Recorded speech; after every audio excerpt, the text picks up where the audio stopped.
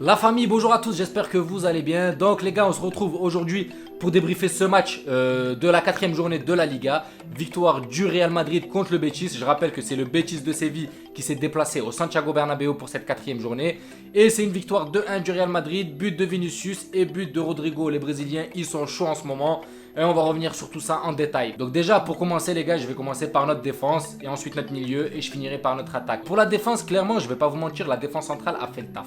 Alaba, Militao, maintenant on commence à voir que c'est vraiment la charnière fiable de cette équipe du Real Madrid. C'est vraiment la charnière où il y aura très peu d'erreurs, mis à part que là il y a quand même eu une petite erreur de Militao sur cette touche là, cette remise en touche sur Borja Iglesias qui a le temps d'ajuster pour Canales qui frappe et la balle passe sous les jambes de Thibaut Courtois. D'ailleurs c'est rare que ça arrive, d'habitude Courtois les gars il barricade, ça passe pas ce genre de but, mais bon s'il fait une erreur une fois de temps en temps on peut pas lui en vouloir. Après tout ce qu'il a sorti Courtois les gars, ça arrive et on peut pas y faire grand chose, surtout quand ça arrive fort, des frappes fortes comme ça. Canales il a bien ajusté, on pouvait rien y faire, mais ce que je reproche c'est plutôt à Militao qui était un peu voilà, qui a pas bien marqué Borja Iglesias. Il aurait pu être plus collé. En fait, il y a eu un manque d'attention tout simplement de cette équipe du Real Madrid sur cette touche. Il y a une touche qui a été jouée rapidement. Il faut vite marquer, il faut vite le coller, il faut vite déstabiliser. Borja Iglesias, il doit pas avoir le temps d'ajuster. Il doit pas avoir le temps d'ajuster. Donc Militao doit venir coller ce joueur et le déstabiliser. Après, dans l'ensemble, les gars, il n'y a rien à dire sur la prestation de Militao. Militao, il a fait un très bon match. Alaba également. Donc la défense centrale, rien à dire. Maintenant, nos latéraux,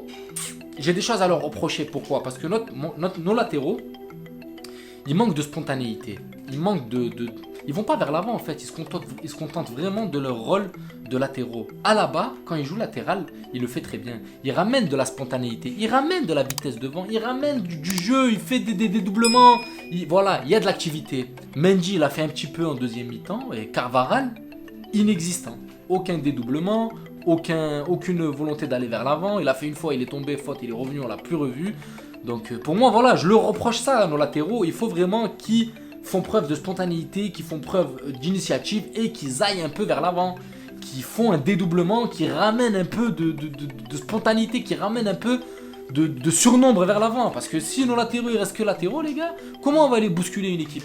Si les latéraux vont pas faire un peu mal, qu'ils vont pas un petit peu bousculer ce milieu de terrain adverse, même l'attaque, aller faire un peu mal, aller faire un peu de surnombre, arriver en surnombre. Après, bien sûr, tout en faisant attention à ne pas se faire prendre dans le dos. Après, le Betis Séville, les gars, les joueurs de champ, c'est pas des joueurs rapides.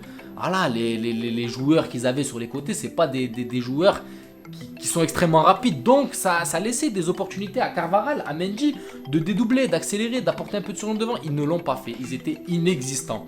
Et c'est ce que je leur reproche. Voilà. La défense centrale, rien à dire. Mais les latéraux, les gars, il faut faire un peu preuve d'initiative. Il faut porter un peu ses cojones et aller un peu de l'avant en mesurant le risque, bien sûr. Je dis pas d'y aller en fermant les yeux comme un bourrin. Mais non, mais après, il faut pas être trop propre sur la copie et se dire, moi, je prends pas le risque, je reste sur le côté, je fais mes replis défensifs. Non, il faut y aller, il faut faire mal.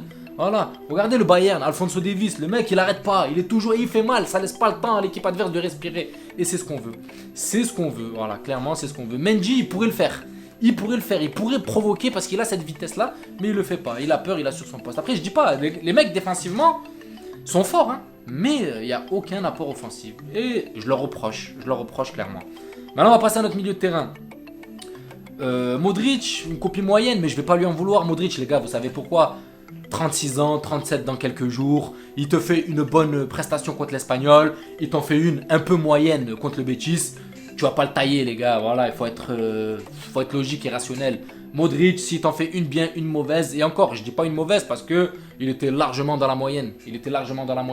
Pour moi, Modric, les gars, il a fait une meilleure prestation que Camavinga. Camavinga, est-ce qu'il s'est chié dessus? Est-ce que le fait de jouer titulaire ne lui va pas?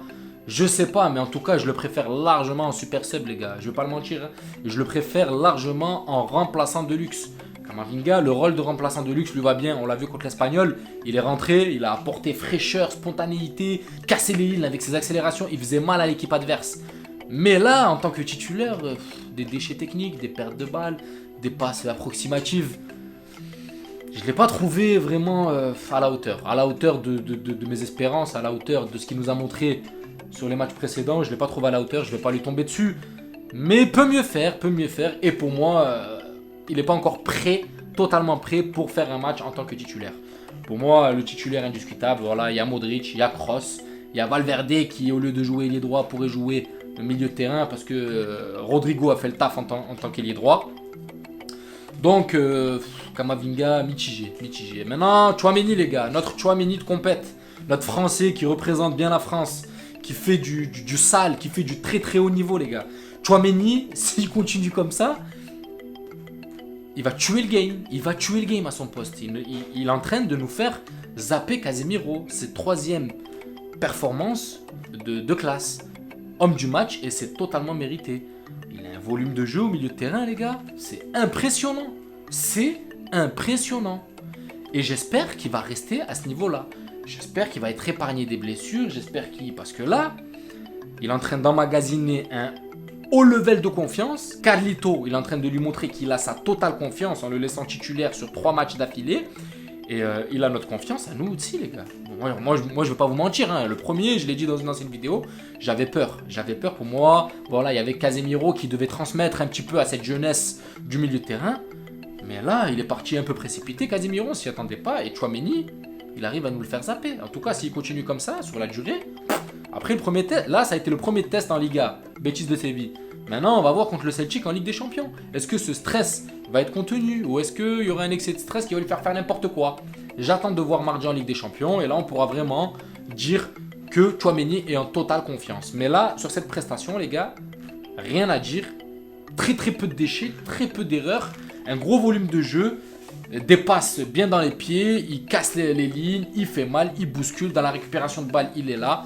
Un rôle qu'on lui demande et qui tient par excellence. Donc Tchouaméni, une copie de qualité. Clairement, une copie de qualité. Maintenant, on en arrive à l'attaque, les gars. J'aime pas trop le faire, mais quand il faut le faire, faut le faire. Aujourd'hui, Karim Benzema, les gars, n'était pas à la hauteur, malheureusement. Et ça a été une copie mitigée, parce que j'ai pas trouvé Karim impactant dans le jeu. On le voit encore faire ses replis, on le voit essayer de faire le jeu, de redescendre et tout. Mais ça a contribué à très peu. Alors qu'on a vu sur les côtés, là, les Vinicius et les Rodrigo, ça va vite, ça va vite. Les balles, ils arrivent et tout le bordel. Mais dans la finition, on a tiré 20, 22, 23 fois, il me semble. Et on cadre pas. Les coups francs, ils vont à Babelwed. Et ça manque d'efficacité devant, Après, bon, Benzema va pas lui tomber dessus parce que c'est un joueur qui force le respect, même s'il fait une prestation mitigée, une prestation en dessous de ce qu'il est capable de faire. Voilà, ça reste quand même Karim Benzema, ça reste quand même l'élément moteur de cette équipe du Real Madrid, ça reste quand même notre Cabernet national. Et bon, faut reconnaître que sur cette prestation, il était un peu en dessous. Je l'avais dit les gars sur d'anciennes vidéos que Benzema ne pourra pas être à la hauteur tout le temps. Il y aura un degré de fatigue, il y aura un degré physique même. Vous allez me dire, ouais, c'est le début de saison. Mais non les gars, regardez l'impact physique qu'il y a sur ces deux derniers matchs là. Le match contre l'Espagnol, il était d'une intensité folle. Les mecs, ils sont sortis rincés de ce match. Le match contre le Betis, il a été d'une très grosse intensité, mais c'est pas la même intensité. Parce que là, on a une équipe du Betis qui est techniquement au-dessus de l'Espagnol, mais c'est une autre intensité et qui fait aussi mal, qui rince. Là, on a vu un Karim Benzema qui a été rincé par l'intensité physique. On voyait que des fois, il voulait pas aller au-delà de l'effort. Et ça, après, ça peut se comprendre. Ça peut se comprendre, les gars. Donc voilà, un Karim Benzema un peu en dessous. Un Rodrigo que j'ai très apprécié en tant que titulaire. Rodrigo, l'année dernière, les gars, c'était un super sub, comme le rôle qu'est en train de endosser Kamavinga. L'année dernière, Rodrigo était un super sub, mais là, moi cette année, Rodrigo, qu'on le mette titulaire, ça me dérangerait même pas et ça me choquerait même pas, les gars. Il mérite totalement. Quand on voit un peu l'équilibre que ça rapporte, parce que comme on l'a vu dans les anciennes rencontres, les gars, il y avait un très gros déséquilibre. Le côté gauche, il était saigné par Vinicius Junior, tout le temps Vini qui débordait sur les côtés. Là, quand c'est une équipe avec un peu plus de jugeote, un peu plus de vision de jeu, ils ont réussi à le bloquer. Vini, il commence un peu trop à dribbler sur les côtés et les mecs, ils ont capté son délire. Donc, le fait de mettre Rodrigo sur un côté qui peut lui aussi ramener cette fraîcheur offensive, amener ce débordement offensif, ramener ses capacités de dribble, ses capacités techniques, ses capacités d'élimination, ses capacités de centre, sur ce côté droit, ça redonne un peu de l'équilibre. Et le Betis ne sait pas d'où donner de la tête. Est-ce qu'on va côté Vinicius? Est-ce qu'on force côté Rodrigo? Ils sont perdus. Et c'est ce qu'il nous faut. Valverde, comme je l'ai dit dans une ancienne vidéo, c'est un milieu de terrain récupérateur qui nous aide dans la récupération de balles. Il a une très grosse vocation à défendre. C'est un mec qui défend très bien. même si il peut être adapté en tant qu'ailier, mais son poste de prédilection, que je répète encore et je me répète, il est milieu. Rodrigo, c'est un ailier.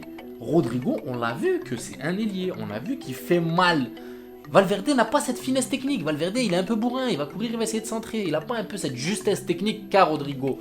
Donc, c'est pour ça que je préfère clairement un Rodrigo titulaire à un Valverde. Après, Valverde, je dis pas qu'il devrait pas être titulaire, mais pourquoi pas l'engager à la place d'un Camavinga. Camavinga, titulaire. Camavinga, Tchouaméni, Modric. Et Kroos qui vient relayer, ou Camavinga qui vient relayer après sur un coup de fatigue. Voilà, pourquoi pas. Pourquoi pas. Parce que Valverde mérite d'être titulaire, on va pas le dire, parce que voilà, il a un très gros apport défensif. Mais au milieu de terrain, pas en tant qu'ailier. En tant qu'ailier, on peut apporter un Asensio ou un Hazard, ou voilà, il y a des joueurs à ce rôle-là, mais la qualité première de Valverde, les gars, c'est ce milieu de terrain et sa vocation à défendre, et c'est là où il faudrait l'utiliser. Donc Rodrigo, super match. Maintenant j'en passe à Vinicius. Vinicius, il fait un très bon début de match, il provoque, il fait mal comme d'habitude, mais on l'a vu qu'au fur et à mesure de la rencontre, les gars, ça a commencé un peu à tendre les Benzema et les Rodrigo, du fait qu'il y a eu ce manque d'altruisme. Il y a eu des situations où ils se retrouvaient un peu seuls, où ils pouvaient faire cette passe à Karim Benzema ou à Rodrigo, et il s'est retrouvé à faire ses chichis, et ça a fait perdre de balles. Même, bon, des fois ça fait mouche, des fois ça fait perdre de balles. Et ça a commencé à agacer un peu les coéquipiers. Il a envie de claquer 30 buts par saison, il a envie de devenir ballon d'or. C'est très bien, il est jeune, il a une bonne volonté, une bonne motivation. On va pas lui reprocher. Mais il faut quand même essayer de faire la part des choses, mon petit Vini. Il faut essayer de faire la part des choses. C'est un joueur que j'apprécie énormément son évolution. Mais il ne faut pas qu'il retombe dans ses défauts d'il y a quelques années. Il faut vraiment qu'il garde ses qualités et qu'il arrive à faire l'analyse au moment où il faut dribbler et au moment où il faut passer. Il faut vraiment qu'il garde cette capacité d'analyse. Il y a des fois où il doit donner le ballon, il doit le donner, et il le fait pas. Il part en dribble, il s'en mêle les pinceaux, il veut dribbler 3-4 joueurs, c'est pas la joga bonito, il faut faire attention. 1-2 donne.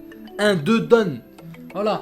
Un joueur, 2 joueurs, t'as éliminé le deuxième, donne. Tu peux pas aller dribbler toute l'équipe, c'est impossible. Ils vont venir à 3, ils vont te balayer ton corps. Donc c'est pour ça, attention Vinicius, de ne pas partir dans tes trop dans tes dribbles et d'oublier tes coéquipiers. C'est ce que j'ai reproché à Vinicius. Et d'ailleurs, je pense que je suis pas le seul à lui avoir reproché.